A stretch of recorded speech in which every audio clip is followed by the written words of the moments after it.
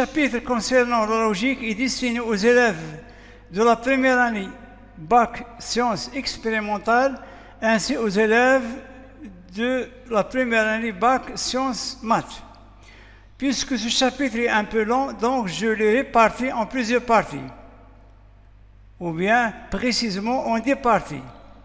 Donc la première partie, c'est quoi? C'est la définition de ce qu'on appelle une proposition.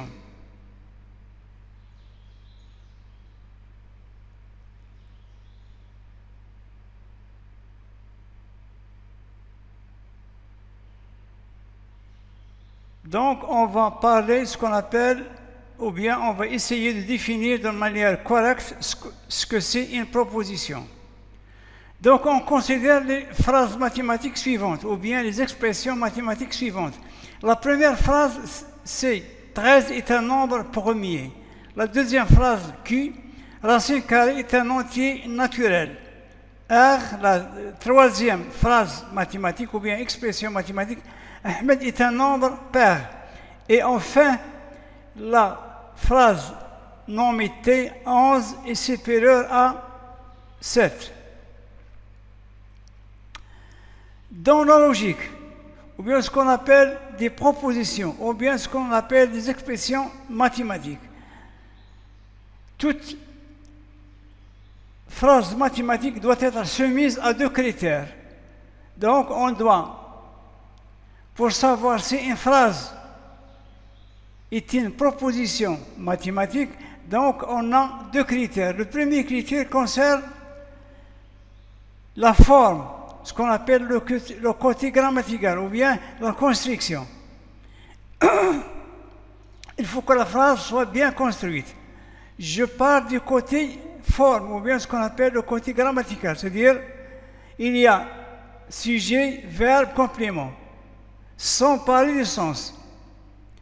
Donc, nos quatre phrases, ici, 13 est un nombre, premier, racine de 2, est un entier naturel, Ahmed est un nombre pair, 11 est supérieur. Ce sont des phrases qui sont formellement correctes, ou bien ce qu'on appelle sont grammaticalement correctes. Il n'y a pas de faute dans la grammaire, c'est-à-dire il y a un sujet, verbe, complément. Maintenant, passons au deuxième critère, ce qu'on appelle le sens, ou bien le côté sémantique, c'est-à-dire on va maintenant s'intéresser au sens. Donc on vient de dire que les quatre phrases données, ou bien les quatre phrases mathématiques sont formellement correctes.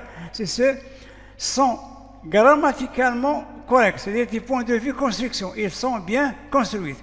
Maintenant, nous allons passer au deuxième critère qui est le sens. Donc, 13 est un nombre premier, donc c'est une phrase qui est correcte, ou bien qui a un sens vrai. Racine carrée est un entier naturel, donc cette phrase a un sens qui est fausse. Ahmed est un nombre pair, a un sens fausse. 11 est supérieur à 7 a un sens vrai. Donc il y a deux phrases qui ont un sens vrai et deux ont un sens fausse. Du côté sens, chacun des phrases P et V ont un sens vrai. Par contre, chacun des phrases Q et R ont un sens faux. Ça, c'est très clair.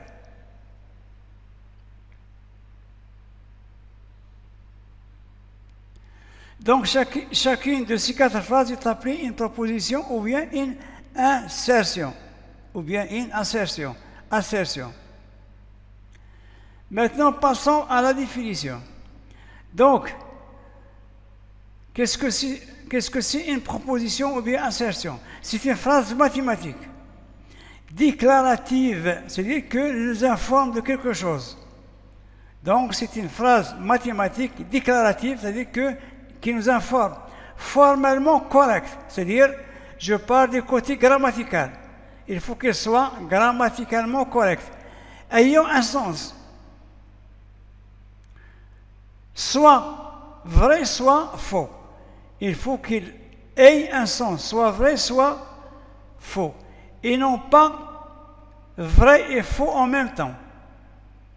Donc, il faut qu'il soit grammaticalement correct, déclaratif et ayant un sens, vrai ou faux, et non pas les deux en même temps.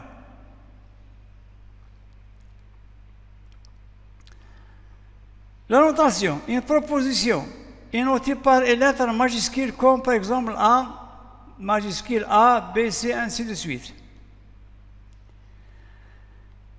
La valeur de vérité. Donc ici, si on a une proposition, il y a quoi? Il y a deux valeurs de vérité, soit vraie, soit fausse. Donc vous voyez dans le petit tableau, on la paye. Au-dessous, on a 1, 0 ou bien V, F. 1, ça signifie vrai, 0, faux. Vrai, faux. Donc, si une proposition est vraie, on lui attribue la valeur 1 ou la lettre majuscule V, la lettre V. Par contre, si la proposition est fausse, on lui attribue la valeur 0 ou bien la lettre F.